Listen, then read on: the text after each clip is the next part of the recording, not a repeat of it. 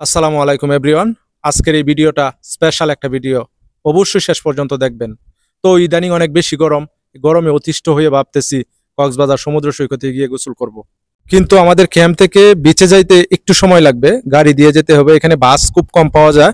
তো আমরা ইজি বাইকে যাব, ইজি বাইকের ড্রাইভারের সাথে কথা বলতেছি, আবার ভাড়া ঠিকঠাক চায় না বেশি চায় এটা একটু দেখতেছি।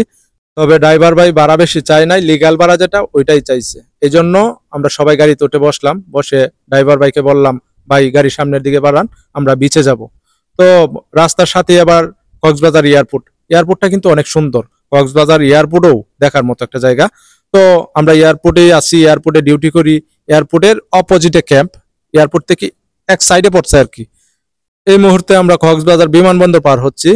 তো সামনে দেখবেন Kolatoli bus stand, bus stand থেকে আমাকে ডানে মোড় দিতে হবে। ডানে মোড় দিয়েই দেখবেন ভালো মানের কিছু হোটেল আছে দেখার মতো। আবার দুই পাশে অনেক গাছগাছরা আছে, মানে খুব সুন্দর। আপনি বিচে যাইতে হলে, বিমানবন্দর থেকে বিচে যাইতে যে রাস্তার দুই পাশে যে সিনারিগুলা আসলেই দেখার মতো।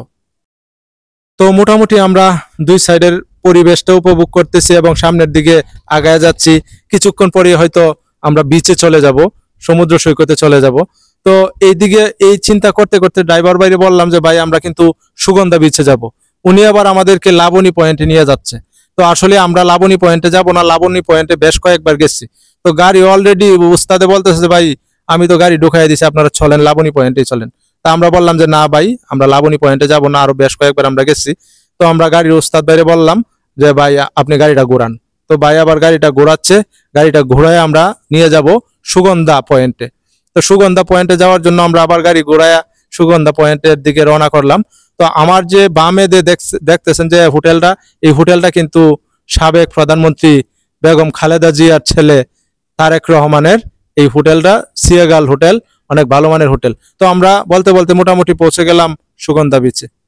তো মোটামুটি চলে এসেছি বিচের কাছে। তো এখন আমরা গাড়ি ভাড়া টাকাটা দিব।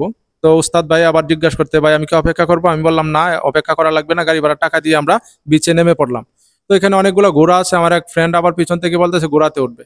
তো ঘোড়ার মালিকের সাথে কথা বললাম, ভাবতেছি এর মধ্যে পিছন থেকে আরেক ফ্রেন্ড বলতেছে দোস্ত আমরা এই মুহূর্তে ঘোড়ায় না উঠি, কারণ আমরা গোসল করতে আসছি, আগে সমুদ্রে গোসল করব তারপরে ঘোড়ায় চড়বো।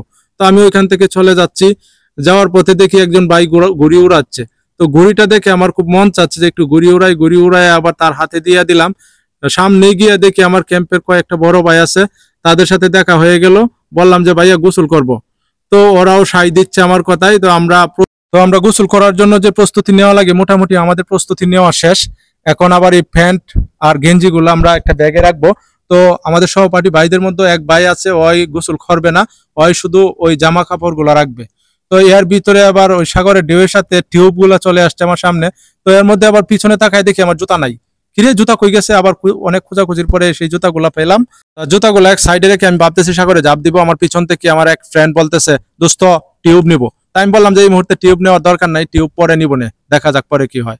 তবে সাগরের ঢেউ দেখে নিজের আর ঠিক রাখতে পারতাছি না, দৌড় দিলাম, দিলাম ঝাঁপ। ঝাঁপ দিয়ে একদম নিচে পড়ে গেলাম।